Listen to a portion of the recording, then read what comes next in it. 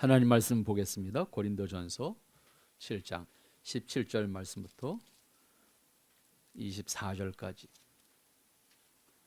보도록 하겠습니다. 오직 주께서 각 사람에게 나눠주신 대로 하나님이 각 사람을 부르신 그대로 행하라. 내가 모든 교회에서 이와 같이 명하노라. 할례자로서 부르심을 받은 자가 있느냐? 무할례자가 되지 말며 무할례자로 부르심을 받은 자가 있느냐? 할례를 받지 말라. 할례 받는 것도 아무것도 아니요 할례 받지 아니하는 것도 아무것도 아니로되 오직 하나님의 계명을 지킬 따름이니라. 각 사람은 부르심을 받은 그 부르심 그대로 지내라. 내가 종으로 있을 때 부르심을 받았느냐? 염려하지 말라. 그러나 내가 자유롭게 될 수 있거든 그것을 이용하라. 주 안에서 부르심을 받은 자는 종이라도 주께 속한 자유인이요 또 그와 같이 자유인으로 있을 때에 부르심을 받은 자는 그리스도의 종이니라. 너희는 값으로 사신 것이니 사람들의 종이 되지 말라. 형제들아, 너희는 각각 부르심을 받은 그대로 하나님과 함께 거하라. 아멘. 잠시 기도하고 말씀 나누도록 하겠습니다. 거룩하신 아버지 하나님, 은혜를 감사합니다. 참 귀한 시간, 귀한 날, 귀한 지체들이 주님의 이름으로 한자리에 모였습니다.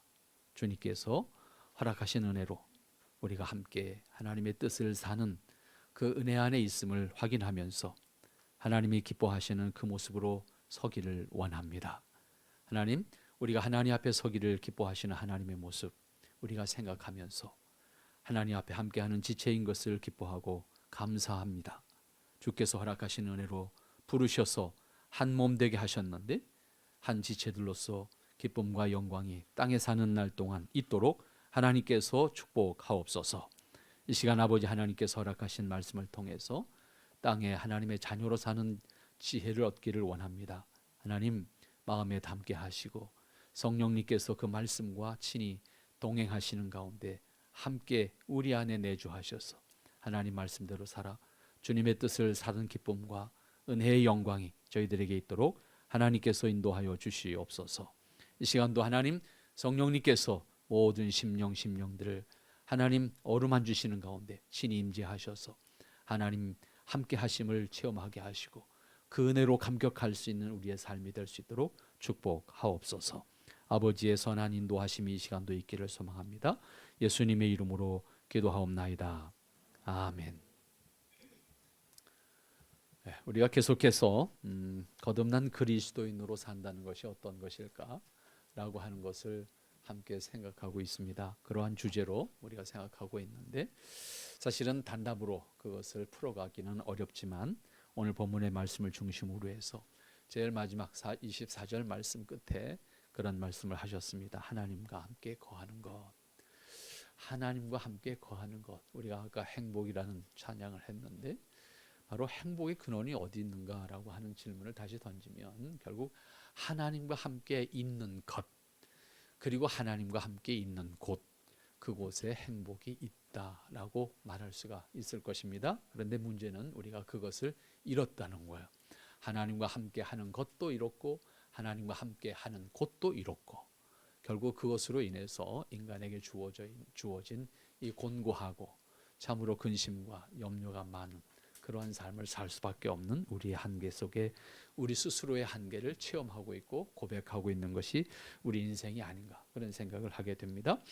아담의 타락은 결국 하나님으로부터 멀어지는 것이었고 하나님을 저버리고 철저하게 자신을 중심으로 기뻐하려고 하는 삶을 사는 것이 결국 아담 이후의 인간의 모습입니다. 결국은 아담 이후의 인간의 모습이 공고하고 힘들어질 수밖에 없었던 것은 하나님을 저버린 상태에서 자기 중심으로 기쁨을 추구하는 것에서부터 그 기쁨을 추구하는 과정 자체가 악이 되는 거예요. 결국은 그 추구의 기쁨을 추구하는 목적 자체가 자기 중심에 있다 보니까 결국은 하나님 앞에서 스스로 하나님을 떠날 수밖에 없는 인간의 모습이 됐고 결국은 타락한 인간은 스스로 하나님을 알 수도 그리고 하나님께 나아갈 수도 없는 그러한 영적 장애인이 되고 말았다라고 표현할 수가 있겠지요.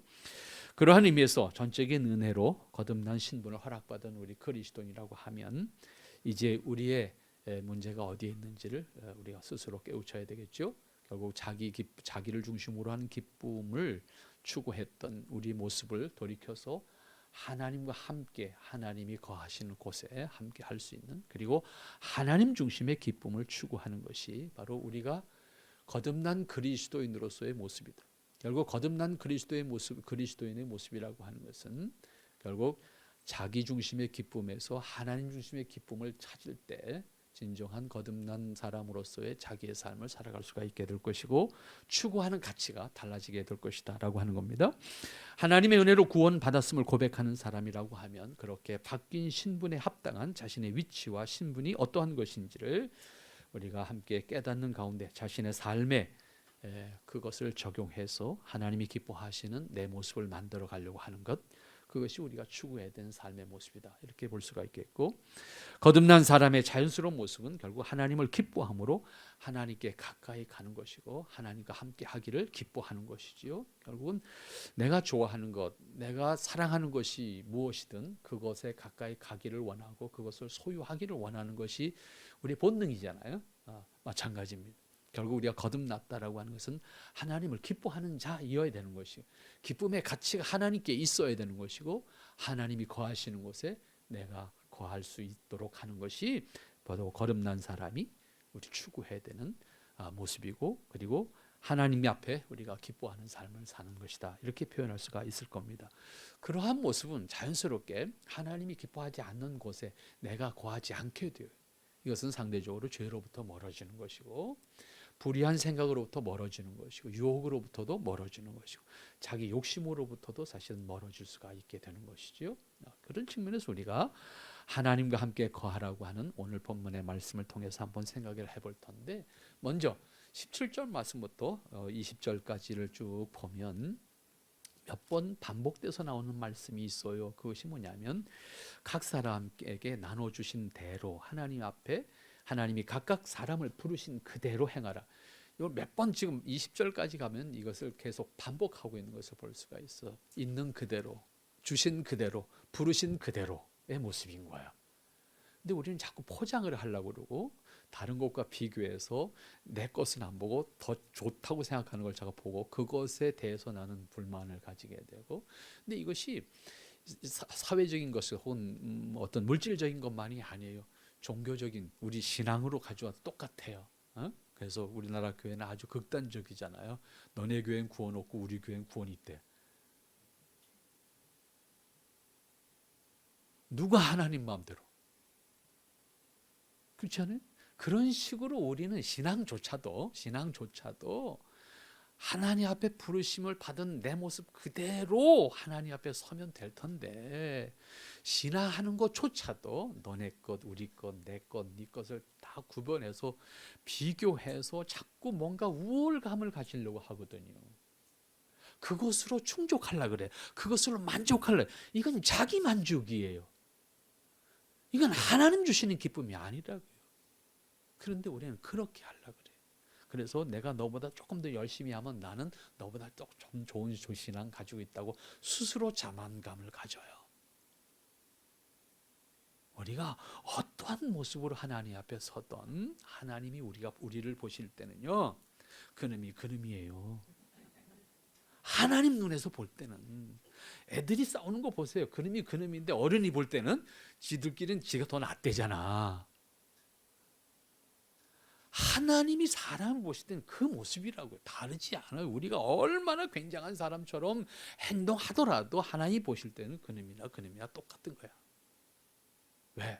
하나님이 그것으로 만족하실 수 있는 분이 아니잖아요. 그리고 하나님의 완전하심 앞에 우리가 어떻게 행한들 그 완전함의 충족이 있겠습니까? 불가능한 거예요. 결코 있을 수 없는 거예요. 그럼에도 불구하고 우리를 통해서 기뻐하시겠다는 거잖아요. 왜? 우리가 잘나서, 예뻐서, 특별해서, 뭔가 잘해서? 아니요. 그분이 우리를 사랑하시기 때문인 거예요. 그 이유밖에는 없는 거예요. 그것 때문에 우리를 기뻐하시겠다는 것이지, 우리가 다른 사람보다 더 잘나서 뭔가를 잘해서 기뻐하시겠다는 게 아니에요. 그럼에도 불구하고 잘하면 기특한 거예요. 그것을 기뻐하시겠다는 거예요. 그래서 너 예쁘다 하고 우리를 칭찬해 주시는 것이지, 하나님이 보실 땐 다 같아요. 오늘 부르심을 받은 사람들을 향해서 왜 각각 내가 부르신 그대로 네가 행하라 그렇게 말씀합니까? 할례자 무할례자 서로 경쟁하고 시기해요. 나는 유대인이라고, 나는 헬라인이라고, 신분 가지고, 민족 가지고, 종교적인 의식 가지고, 혈통 가지고 내가 더 너보다 낫다, 그렇게 경쟁하는 관계 속에서 하나님은 너가 있는 그대로, 부르신 그대로 각각 행해라, 우리에게 요청하시는 것은 하나님 앞에 신실한 거예요. 우리가 깨우친 대로 하나님 앞에 서는 거예요. 내가 지금 어떠한 모습인지 깨우친 대로 하나님 앞에 그대로 고백하는 거예요. 자복하는 거예요. 늘 말씀드립니다. 신앙은 경쟁이 아닙니다. 신앙조차 경쟁한다면 그것은 복음의 은혜를 모르는 거예요. 복음의 은혜 앞에서 우리는 어떠한 모습 관계없습니다. 하나님께서 부르신 대로, 하나님께서 깨닫게 하신 대로 그 순간 하나님 앞에 그대로 납작 엎드려서 하나님의 은혜를 찬양하면 되는 것이고, 그것을 통해서 하나님의 깊은 사랑을 깨우쳐서 하나님 앞에 우리 자신을 세우면 되는 겁니다. 그리고 하나님, 지금 내가 어떠한 모습으로 서야 합니까? 진지하게 물어서 그 모습대로 응답하면 되는 것입니다. 신앙을 통해서 우리가 어떠한 모습으로 있다는 것으로서 단순히 경쟁의식 속에서, 비교의식 속에서 우리 스스로를 위로받기를 원한다고 하면 그것은 하나님의 은혜를 모르는 거예요. 여전히 나의 모습으로, 나의 의로, 나의 무엇인가 행한 것으로 스스로 위로를 받고 그것으로 내가 내 신앙의 충족감을 느끼려고 하는 그런 모습을 가지게 되는 겁니다. 그런데 오늘 본문 말씀 17절 말씀부터 보세요. 뭐라고 반복하고 있습니까? 이 7장 17절 말씀 보면 오직 주께서 각 사람에게 나눠주신 대로 하나님이 각 사람을 부르신 그대로 행하라. 내가 모든 교회에서 이와 같이 명하노라. 하나님 앞에서 자신의 모습과 위치에 따라서 그대로 엎드려서 하나님의 은혜가, 하나님의 자비가, 하나님의 사랑이 어떠한 것인지, 그리고 내 모습 아무리 포장해도 하나님은 우리의 모습을 아시는 거예요. 우리의 내면을 이미 아시는 거잖아요. 우리가 아무리 포장을 해도 하나님은 우리의 내면을 아십니다. 결국 우리가 있는 그대로 하나님 앞에 자복하고 신실함으로 고백하고, 그리고 하나님 앞에서 내 모습을 발견함으로 말미암아 하나님의 은혜를 내 안에 담을 수 있는 사람, 우리가 하나의 그릇이라고 하는 개념으로 인격의 그릇이다 이렇게 생각하신다고 하면, 하나님의 은혜를 내 안에 담아서 내 안에 담겨진 하나님의 은혜를 내 모습으로 드러낼 수 있는 삶, 그것이 하나님 앞에 우리가 가장 아름답게 사는 모습이다, 그렇게 말할 수가 있을 겁니다. 하나님의 내 안에 담겨져 있는 하나님의 은혜가 어떠한 것이냐에 의해서 내 모습이 자연스럽게 하나님의 은혜를 드러내는 사람이 되어야 할 것입니다. 우리가 있는 곳에 자신이 할 수 있는 것을 통해서 하나님 앞에서 신실하게 행하면 되는 것이고, 의식적으로 하루아침에 완전해진 자신의 모습을 만들어 보여주려고 외식적인 모습을 굳이 할 일도 아니다라고 하는 것입니다. 비록 개종한 이방인들에게 대해서 유대인들이 뭐라고 하더라도 오직 하나님께서만 우리를 변화시키고 구원하실 수 있다고 하는 사실을 믿는다고 하면 유대인들이 행하는 것들에 대해서 시기하거나 두려워할 일이 아니라고 말합니다. 할례가 구원을 좌우하는 것이 아니고 그것을 약속하신 하나님의 뜻이, 하나님의 은혜가 그것을 좌우한다는 사실을 분명히 말씀하는 가운데, 내가 이 7장 20절 말씀에 가서 보면 결국 할례를 받는 것도 아무것도 아니요, 할례를 받지 않는 것도 아무것도 아니요, 오직 하나님의 계명을 지킬 따름이라. 유대인이라고 오롯이 가질 이유가 아니고 이방인이라고 해서 좌절할 이유도 아니다. 할례와 무할례가 전부가 아니다. 하나님의 은혜가 절대다 라고 하는 말씀을 하는 거예요. 그러므로 우리는 하나님의 은혜로 우리가 위로와 소망을 가지는 것이지 우리의 행위로 위로와 소망을 가지는 것이 결코 아니다 그 말이에요. 하나님의 은혜로만 우리가 하나님 앞에 설 수 있음을 고백한다고 하면 하나님께서 우리를 기뻐하시는 모습은 우리에 있는 그대로를 하나님 앞에 자복하는 겁니다. 그리고 우리의 그 모습 그대로를 통해서 하나님 앞에 다시 서는 겁니다. 하나님의 은혜로 설 수 있는 우리의 믿음을 통해서 하나님 앞에 여러분의 모습을 내놓으실 수 있고 그것을 통해서 하나님 기뻐하심을 함께 누릴 수 있는 그 신앙이 여러분의 신앙이 될 줄 믿습니다. 그 다음 21절 말씀 한번 가겠습니다. 21절과 22절 다 같이 한번 읽겠습니다. 내가 종으로 있을 때에 부르심을 받았느냐? 염려하지 말라. 그러나 내가 자유롭게 될 수 있거든 그것을 이용하라. 주 안에서 부르심을 받은 자는 종이라도 주께 속한 자유인이요 또 그와 같이 자유인으로 있을 때에 부르심을 받은 자는 그리스도의 종이니라. 종의 신분이든 자유인의 신분이든 이 시대는 노예가 있는 시대니까 그걸 감안하시면 좋을 것 같습니다. 여기서 종이라고 하는 개념은 노예라고 생각하시면 좋을 것 같아요. 노예 신분이든 자유인의 신분이든 노예의 신분으로 불림받았고 혹은 자유인의 신분으로 불림받았다 할지라도 내 신분 자체가 너로 매이는 자가 되지 마라. 너는 그것으로부터 자유한 자가 되라. 필요하다면 오히려 노예 신분을 이용해라. 사실은요, 윗사람보다 아랫사람과의 관계에서 생각하면 윗사람이 힘들어요. 그럴 땐 아랫사람이 편해 사실은. 그렇잖아요? 그것 때문에 너가 아랫사람이라고 억울해할 일이 아니다 그 말이에요. 신분의 문제가 아니라 하나님 앞에서 너는 자유인이 되라. 진정한 자유인이 뭐냐 하면 내게 주신 신분이나 일이나 역할이나 다 다르잖아요. 사회적 구조 속에서는. 그러나 너는 그 신분 때문에 매이는 자 되지 말고 너는 그 신분을 가지고 자유한 자가 되라고. 복음 안에서 자유라고 하는 것을 우리에게 분명하게 말씀하고 있고 우리가 이 땅에서의 삶을 어떻게 살 것인지를 가르쳐주는 말씀입니다. 특별히 우리가 아담 이후에 사람은 환경과 물질과 그리고 사람 때문에 매이게 될 수밖에 없는 삶을 살고 있습니다. 때로는 사람이 편리하게 살겠다고 만든 제도 때문에 또 매이는 것도 있습니다.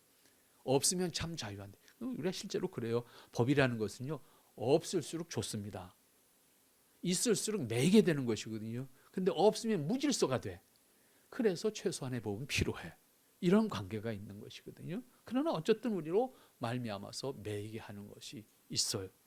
아담 위의 모든 사람은 무엇이든지 매이게 되었습니다. 그렇기 때문에 때로는 매임으로 행동하게 되고 매이기 때문에 목적을 가지게 됩니다. 뿐만 아니라 매임으로 자유를 누릴 수 있다고 생각하는 경우도 있습니다. 노예 근성이라는 표현을 우리가 가끔 쓰게 되는데 그러한 경우입니다. 실제적으로 우리는 스스로 노예의 신분은 아니지만 사실은 우리는 관습에 매여 있을 수도 있어요. 그래서 우리는 스스로 그거는 우리가 안 하던 건데 이것 때문에 정말로 모두 힘들어지는 경우들이 있어요. 실제적으로. 그것은 가문의 한 가족 안에서도 그럴 수 있고 한 사회 안에서도 그럴 수 있고 사실은 우리 신앙 안에서도 그래요. 우리가 보통 새로 교회 새로 온 분이 계시면 와서 잘 적응하면 괜찮은데 잘 못 적응할 경우가 꼭 하는 말이 있어요. 내가 옛날 다니던 교회는 안 그랬는데 이게 꼭 하거든. 꼭이 이미 나는 어떤 그 종교적 관습에 매여 있는 거야. 그래서 그것이 나의 가치고 그것이 나의 어떤 행위를 행하게 하는 기준이 돼서 나를 움직이고 있다 그 말이죠. 어쨌든 이러한 습성을 가지고 있는 것이 사람이에요. 그래서 우리는 아주 매이기 쉽습니다. 그래서 특별히 우리 한국 사회는 그런 경우가 많죠. 동향, 동창 뭐 해서 만들어지는 게 많고 거기가 하나의 블락이 돼서 자기들의 삶의 어떤 영역이 되고 자기를 지키는 어떤 영역이 되기도 하고 자기가 추구하는 어떤 이익 집단이 되기도 하고 다양한 측면의 블락이 있습니다. 그래서 그것에 끼지 못하면 난가 뭔가 소외가 되기도 하고, 그리고 실제로 불이익을 당하기도 하고, 이런 상황들이 만들게 됩니다. 그래서 어떻게 해서든지 그러한 모임에 내가 끼어들기를 원하고, 그래서 적당히 이익이 된다고 하면 내가 거기에 있기를 원하고, 뭐 이런 것들이 만들어지게 되는 것을 볼 수가 있습니다. 결국 아담 이후에 모든 사람은 무엇인가 그렇게 매임으로써 그것이 비록 착각일지라도 일순 위로도 받고 평안도 얻고 때로는 안주하게도 됩니다. 그렇게 해서 이 세상을 살아가는 거죠.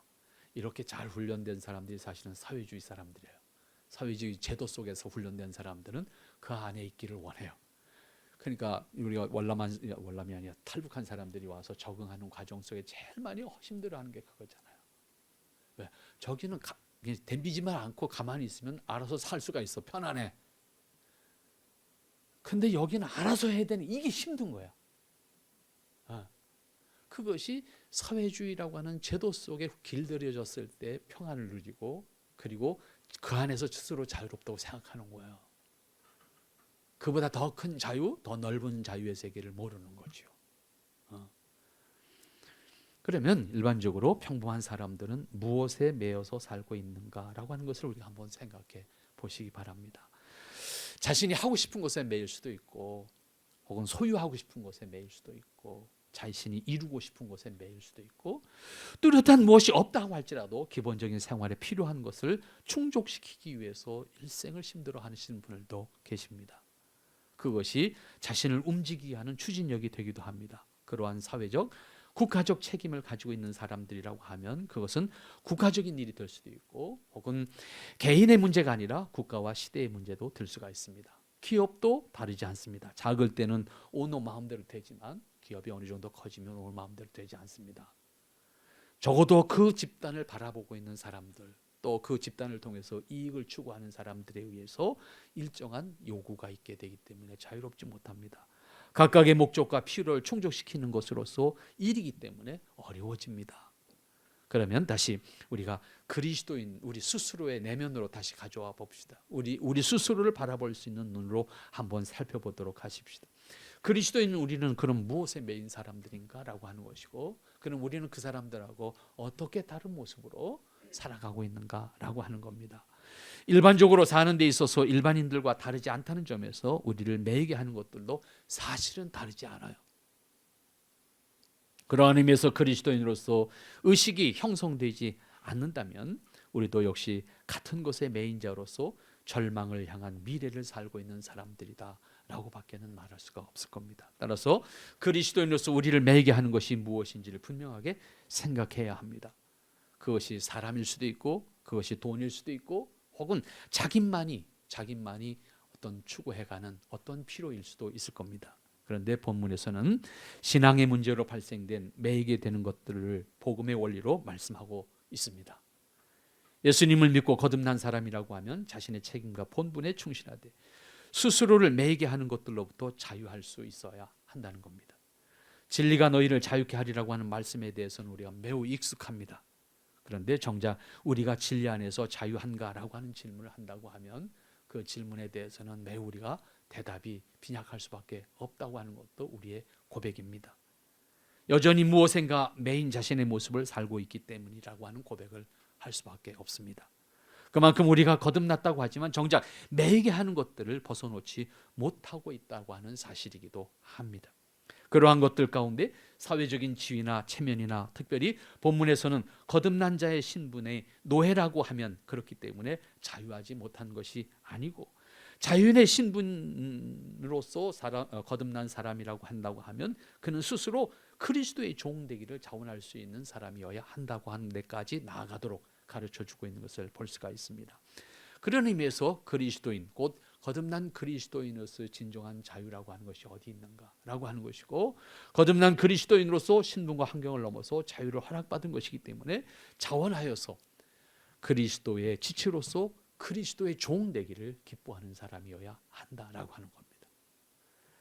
그리스도의 종 되는 자유를 선택할 수 있는 그리스도인으로서의 삶을 선택하는 것이 거듭난 자로서 자신이 하나님 앞에서 살아가는 자의 모습이다라고 하는 것이죠. 그런 의미에서 우리가 다시 한번 우리가 생각해 보도록 합시다. 나는 무엇의 매인자인가?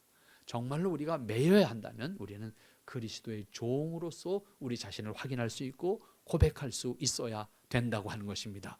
내 사회적인 지위나 어떤 환경에서 내가 감당해야 되는 역할, 그 모든 것을 떠나서 내게 주신 그리스도인으로서의 분명한 자유를 확인한다고 하면 우리는 그리스도의 종 되기를 자유로이 선택할 수 있는 사람이고 종이기를 고백할 수 있는 사람이어야 한다라고 하는 것입니다. 어떠한 사람에 매이거나 물질에 매이거나 어떠한 내 이익에 매여서 우리 스스로가 하나님의 부르심 받은 하나님의 자녀로서 자유하지 못하고 나를 매이게 하는 것에 종된 사람의 모습이 된다고 하면 우리는 거듭난 자로서 허락받은 복을 누리지 못하는 사람, 거듭난 자로서 허락받은 자유를 누리지 못하는 사람 되고 만다 그 말입니다. 그런 의미에서 오늘 여러분들에게 주어진 환경에 혹은 여러분들에게 주어진 어떤 필요에 매여서 하나님께서 허락하신 자유를 누리지 못하는 어리석음에 매여 있는 사람이 되어서는 안 될 것이다 라고 하는 것의 가르침을 다시 한번 마음에 새겨서 진정한 자유를 누릴 수 있기를 바랍니다. 우리는 그 자유를 누리도록 허락받았음에도 불구하고 앞에 말씀드렸던 것처럼 우리는 스스로 무엇인가 매이는 것으로 안주하려고 합니다. 진정한 자유를 누리지 못하는 사람이에요. 우리는 자유로 하나님의 은혜 안에서 자유인으로 불림을 받은 사람들입니다. 그런 의미에서 매이지 않는 하나님의 뜻을 살 수 있기를 바랍니다. 우리 제주도에 가면 제주도가 우리나라인 건 분명한데 제주도 사람들이 가지고 있는 아주 오랜 역사 속 안에 역사 동안에 형성된 그들의 사회적 매이는 틀들이 많아요. 그 매이는 틀 가운데 아주 폐쇄적인 가치관이지요. 그래서 사람들과의 관계가 참 어려워요. 그래서 제가 1년에 2번 제주도를 가서 강의를 하는 프로그램이 있어서 가게 되는데 그 프로그램을 도와주는 제주도 장로님들이 몇 분이 계세요. 그런데 그 장로님 가운데 늘 가면 하소연하러 오시는 장로님들이 계세요. 근데 하소연을 듣는데 어떤 하소연을 듣는가 하면 6.25 때 피난을 가셨어요. 제주도로. 6.25 때? 73년 지나간 얘기예요. 73년 전에 6.25 때 피난을 제주도로 가서 사셔서 그 교회의 장로님이 되셨는데 그리고 지금 은퇴하셨잖아요. 근데 그 장로님이 하시는 말씀이 하소연이 뭐냐면 목사님 우리 교인들이요 절들어 아직도 육지 것이래요. 70년을 더 살았는데 그 동네에서 날더러 육지 것이래요. 그 얘기 무슨 얘기예요? 아직 안 껴준다는 얘기예요. 동네 사람으로 아직도 인정을 안 해준다는 거예요. 이게 서러운 거야. 그러니까 그 서러움을 저한테 토로하는 거야. 아직도 제가 육지 것입니다. 그 제주도 사람들은 육지에서 간 사람들 육지 것이라 그러거든요.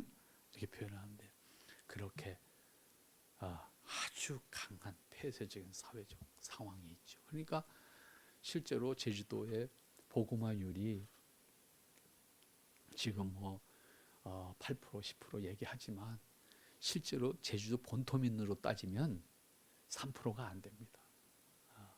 제주도 본토인으로 따지면 3%가 안 됩니다. 복음화율이 10%라는 건 여기서 간 사람들, 여기서 이주해서 간 사람들이 굉장히 많기 때문에 그 사람들 포함해서 그 정도 되니까 굉장히 어려운 거죠. 그러니까 교회 다닌 사람도 그러니 교회 안 다닌 사람들은 어떻겠냐. 제가 거기를 처음 찾아갈 때 너무 혼났어요. 어느 정도냐면 길을 모르니까 제주 공항에서 택시를 탔어요. 택시를 탔는데 마을을 가서 택시 운전수가 마을에서 여기가 어디냐고 물어보는데 마을 주민들이 어떻게 욕을 해대는지요. 택시 기사가 나한테 미안한 거야 이제. 길 물어본다고 야단을 치는 거야. 그러니까 참 힘들겠다. 참 힘들겠다. 그러다 보니까 이 사람들의 사회 속에서 형성된 그 가치관이 얼마나 폐쇄적인가 하면, 제주도는 이사도 함부로 못 다니잖아요. 이사를 1년에 딱 2번만 갈 수가 있어요. 그 날에만 가요. 그러면 생각해 보세요. 그 날에 제주도 한 번에 이사를 가니까 이삿짐 센터는 어떻게 이 일을 감당하냐고. 그러니까 그때는 어떻게 되냐면요, 육지에서 육지 것들을 다 데려옵니다. 이사하기 위한 일당 얼마 이렇게 해서 데려오는데, 일당이 비싸질 수밖에 없죠. 왜? 고날에 다 해야 되니까. 차든 사람이든 다 인력을 육지에서 데리고 가야 되는 거예요. 그래서 하루에 일을 다 마쳐. 그러니까 그 날이 되면 제주도가 온갖 이삿짐 투성입니다. 얼마나 힘들어요. 얼마나 경제적으로 낭비. 여러 사람 힘들지요. 불편하고. 그럼에도 불구하고 여전히 그렇게 살고, 그리스도인들도 별 수가 없어요. 이삿짐 센터가 일을 안 해. 그냥 여기서 데리고 가야 돼.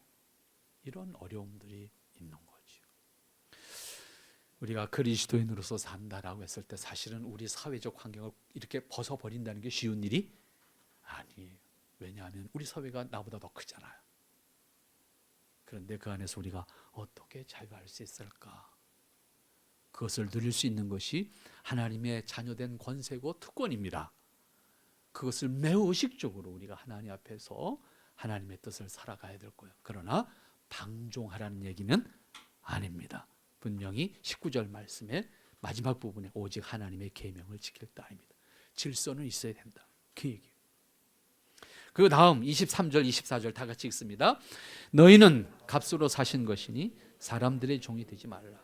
형제들아, 너희는 각각 부르심을 받은 그대로 하나님과 함께 거하라. 그리고 여기서 말씀하시는 것은 거듭난 사람이 선택해야 되는 거처가 어디에 있어야 하는가라고 하는 결론적인 말씀을 하십니다. 앞에서 살펴본 것처럼 거듭난 그리스도인은 매이게 하는 것들로부터 자유해야 할 수 있어야 합니다. 그런데 실제로 매이게 하는 것들은 하나님의 일이 아니고 사람의 일이고 사람입니다. 결국 그리스도인도 사람이 사람에게 매이게 됩니다. 이것이 현실이고, 때로는 아무리 가까운 사람도 매이게 함으로써 시험 들게 합니다. 사람과 함께 살아야 하고 함께 하나님의 뜻을 이루어야 하지만, 함께하는 사람들이 매임의 대상이 되거나 매임의 동기가 될 때는 참으로 힘들어지는 것이 사람 관계입니다. 그럼에도 사람을 떠나거나 홀로 사는 것이 옳거나 아름다운 것은 결코 아닙니다. 사람은 그리스도를 머리로 하는 한 몸을 이루어서 지체의 관계로 세상에 살게 하셨기 때문입니다. 그렇기 때문에 사람은 사회적 관계에서 살아야 하고, 그 관계에서 하나님의 은혜와 뜻을 실제로 체험하고 하나님의 뜻을 함께 이루어가는 삶을 사는 것이고, 하나님의 뜻을 이루는 기쁨을 공유하는 것이, 나누는 것이 우리의 삶의 현장에서 있어야 되는 일입니다. 그럼에도 불구하고 사람은 본능적으로 사람에게 매이게 됩니다. 매임으로 위로를 받고 매임으로 평안하고, 때로는 자신의 정체성을 매임에서 찾기도 해요. 종교적으로도 다르지 않아요. 내가 어느 교회 다닌다는 것에 매여 있는 사람들도 있어요. 실제적으로 그곳으로 자기 정체성을 확인하는 사람들도 있어요. 그 교회 모습과 그 사람이 전혀 다르더라도 나는 그 교회 다녀 하고 그것으로 자기를 스스로 확인하려고 하는 사람들이 있습니다. 그렇기 때문에 자유보다는 매인 것을 선택하고 그 매임을 통해서 자신을 확인하려고 하는 것이 어떻게 보면 본능적입니다. 이것을 점잖은 표현으로 한다고 하면 소속감이라고 하는 말로 대신할 수도 있을 겁니다. 그러나 그 소속감을 느끼려고 하고 있는 조직이나 혹은 단체나 관계, 그 사람이 어떠한 것인가라고 하는 것을 생각하지 않고 단순히 스스로 만족하기를 원한다고 하면 이 또한 어리석은 일일 수밖에 없습니다. 그러면 그리스도인은 어떻습니까? 여기 본문에서 지적하고 있는 것은 유대인, 그리고 할례자, 무할례자, 그리고 노예, 자유인, 이와 같은 표현을 하고 있지만 이것은 다른 신분, 곧 각각 다른 신분과 그리고 그 신분 때문에 우월감과 혹은 열등감을 느끼게 하는 의미를 담고 있는 단어들이라고 보시면 될 겁니다. 여러분은 그러면 어디에 속한 사람입니까? 유대인 혹은 할례자입니까? 그래서 우월감을 충분히 확보할 수 있다고 생각할 수 있습니까? 그래서 진정한 그 사람은 진정으로 자유한가? 라고 질문을 또 해볼 수가 있겠죠. 이러한 질문을 스스로에게 우리는 해봐야 될 겁니다. 우리는 그렇게 따진다고 하면 바울이 표현했던 것처럼 바울은 스스로 자기 자신을 유대인 중에 유대인이라고 말할 수 있었고 자신은 분명히 그런 의미에서 자신 있게 말할 수 있는 자지만 결코 그것을 통해서 내가 너희들에게 자랑할 것이 아니고 그것을 통해서 내가 내 신분을 자만할 것이 아니다.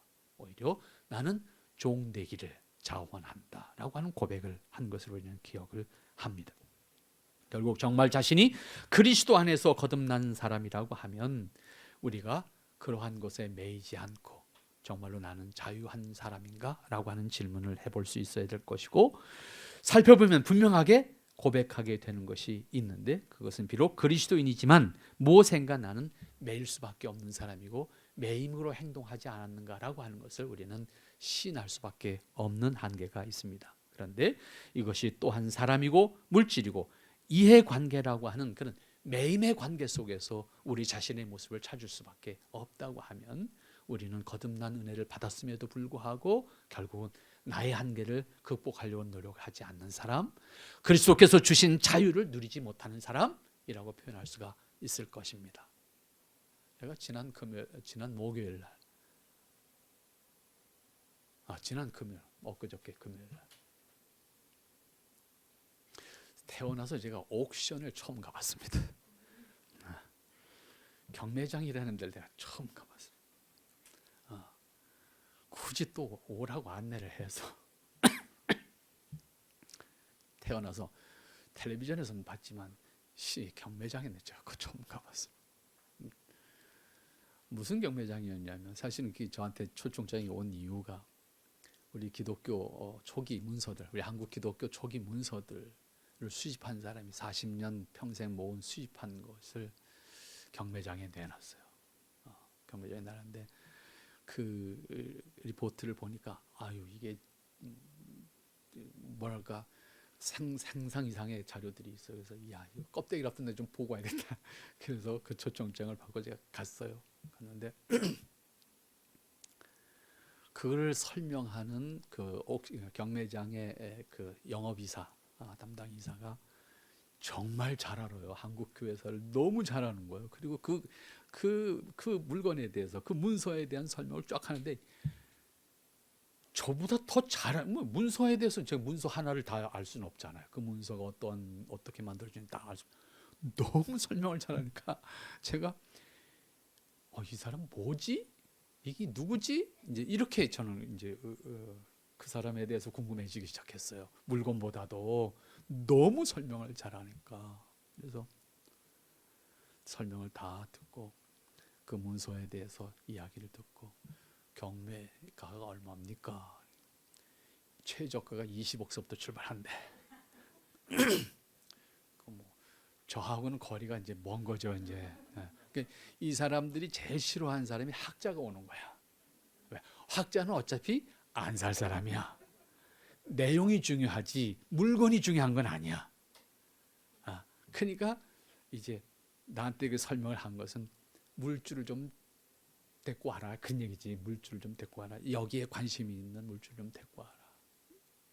최저가가 20억에서부터 출발을 하는데 어디서도 왔고 어느 기관에서도 왔고 쭉 갔는데 다 좋아하긴 하는데 다 통쳐서 가져가기는 원치를 않는 거예요. 자기들이 필요한 것만 가져가려고 그러는 거지. 근데 파는 사람 입장에서는 이걸 필요한 대로만 팔면 나머지는 안 팔릴 거니까 팔 수가 없어. 그러니까 한 번에 가져가라. 이제 이렇게 지금 하고 있는 얘기예요. 그래서 다 끝나고 이사님을 불렀어요. 불러서 앉아서 얘기를 시작했어요. 당신 도대체 정체가 뭐냐고 물었어요. 왜? 너무 잘하니까. 자기는 교회를 태어나서 가본 적이 없대. 문제는 교회를 태어나서 가본 적이 없대. 근데 어떻게 그렇게 잘하냐? 팔려면 공부를 해야죠. 이 얘기를 딱 듣고 나니까 가슴이 팍 막히는 거예요. 아무 신앙과 관계없는데 단순히 영업하기 위해서 공부를 한 거잖아요. 이 사람은 정신이 뻗쩍 차려지는 거야. 이 사람은 이 물건 하나 팔려고 한국교회사를 다 공부한 거야. 근데 우린 뭐야? 몰라. 그래서 제가 몇 사람이 있었어요. 대놓고 얘기했어요. 이왕 공부한 김에 오늘부터 교회 가라 그랬어요. 그렇잖아요. 이왕 그렇게 공부했는데 억울하지 않냐? 그냥 교회 가라. 오늘부터 교회 다니십시오. 대답을 안 하는 거야. 제 말이 언젠가는 마음이 바뀌어서 그의 변화가 있으리라고 믿습니다. 내가 줄 수 있는 답은 그거밖에 없다. 나는 25 없어. 그러고 왔어요. 이렇게 자신의 종교와 관계없이 돈을 목적으로 기독교 역사를 공부하고 그 과정에서 경매에 나온 자료들 하나하나를 연구를 했어요. 이 사람은 단순히 돈을 벌기 위해서 어쨌든 20억에 팔아야 자기가 구전을 받을 거 아니에요. 그것을 위해서 이 사람은 그렇게 공부를 했어요. 대단하다. 그 자체로만 보면 참 대단한 거잖아요. 그러나 그는 그것이 팔려나가는 순간 싹 잊어버릴 거예요. 그렇잖아요. 더 이상 자신에게 필요한 거 아니잖아요. 하지만 그것이 계기가 돼서 그가 하나님을 알 수 있다면 참 감사한 일이겠다라고 하는 것이 저의 바람이었습니다. 적어도 그곳에 있는 자료들에 대한 역사적 가치에 대해서 너무나도 잘 알고 있었습니다. 그것은 분명히 그 사람의 직업에 충실한 모습이었습니다. 그것으로는 대단히 존경스러운 모습이었습니다.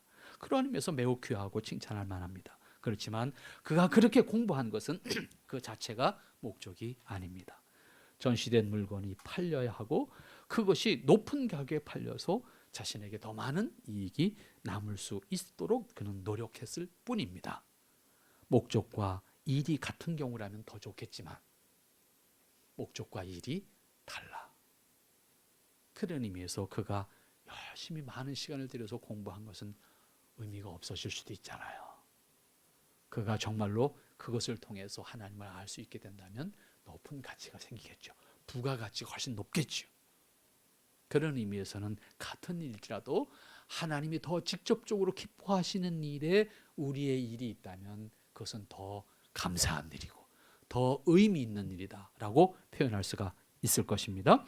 그러면 여기서 말하는 진정한 자유는 어떠한 사람입니까? 그 사람은 결국 하나님과 함께 하나님 안에 거함으로써 자유할 수 있는 사람입니다. 지구의 3분의 2가 바다입니다. 그 넓은 바다에 살고 있는 물고기가 물이 싫다고 육지로 올라오면 어떻게 되겠습니까? 그는 죽습니다. 그의 자유가 선택할 수 있다면 죽음을 선택하는 것이 되겠죠. 자살입니다. 그건 자유가 아니다 그 말이에요.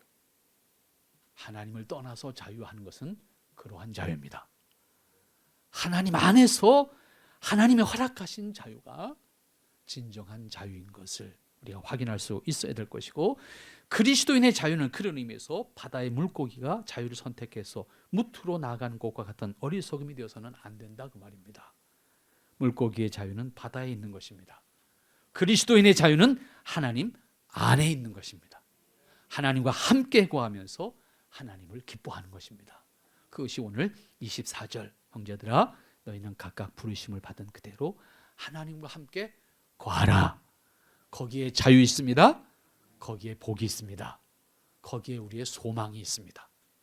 이 사실을 믿음으로 하나님 앞에서 승리할 수 있는 여러분들 되시기를 바랍니다. 기도합니다. 거룩하신 아버지 하나님 감사합니다. 주께서 허락하시는 바 은혜를 통해서 하나님 앞에 우리의 모습을 다시 확인합니다. 아버지 앞에 우리의 모습을 다시 확인하면서 하나님 앞에 자유함으로 하나님 앞에 거하고 하나님 안에 거하는 자로서 하나님의 복을 누리기를 소망하오니 아버지여 우리를 주장하시고 아버지여 우리를 축복하옵소서. 아버지 안에 있는 자로서 하나님을 영원히 기뻐함으로 함께하는 지체들 되게 하옵소서. 아버지 안에 있는 우리의 모습이 우리 메디테오 교회 안에 있는 자들로서 함께하는 지체됨의 기쁨으로 늘 체험하고 나누고 기뻐할 수 있는 저희들 되게 하옵소서. 주께서 원하시는 귀한 모습으로 함께하는 저희들이기를 소망하오니 주여 이 시간 축복하여 주시옵소서. 예수님의 이름으로 기도하옵나이다. 아멘.